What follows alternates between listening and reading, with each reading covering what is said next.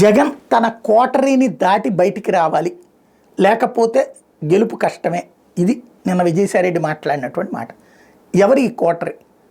ఆయన చెప్పేది పరోక్షంగా ఓ సజ్జల, ఒక మిథును, ఒక వాళ్ళ పిఏ, ఇట్లాంటి వాళ్ళందరి పేరునే కేఎన్ఆర్ ఇట్లాంటి పేర్లే వాడతారు వీళ్ళందరూ కూడా.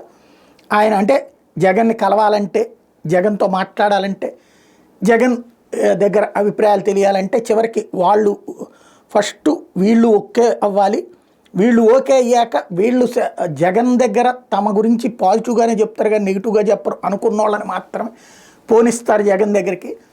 వాళ్ళ వలన ఎంత ప్రయోజనం ఉందని తెలిసినా కూడా దగ్గరికి రానియరు జగన్ దగ్గరికి. అది ఒక కోటరీ నడుస్తోంది జగన్ దగ్గర అన్నటువంటిది తాజాగా విజయసాయిరెడ్డి చెప్పుకొస్తున్నటువంటి మాట. విచిత్రం ఏంటంటే, ఒకప్పుడు అదే వైఎస్ఆర్ కాంగ్రెస్ పార్టీ కార్యకర్తలు ఈ కోటరీలో ప్రముఖ వ్యక్తిగా విజయసాయిరెడ్డిని భావించేవాళ్ళు. ఎందుకని? అప్పుడు జగన్ దగ్గరికి ఈజీ యాక్సెస్ ఉన్న వాళ్ళు ఎవరంటే విజయసాయిరెడ్డి ఒకరు.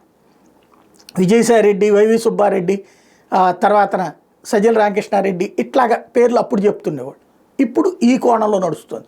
ఇంతకీ కోటరీ అంటే తన చుట్టూ ఉండేటటువంటి జగన్ని కలవాలన్నా కలవకూడదన్నా వీళ్ళు డిసైడ్ చేస్తారు అన్నటువంటిది. అది ఇవాళ రోజున వైఎస్ఆర్ కాంగ్రెస్ పార్టీ కార్యకర్తలు కూడా ఆ మధ్యన పెద్ద ఎత్తున ట్రోల్ చేసిన నేపథ్యంలో ఇప్పుడు జగన్ దీని గురించి ఏం మాట్లాడతారో చూడాలి.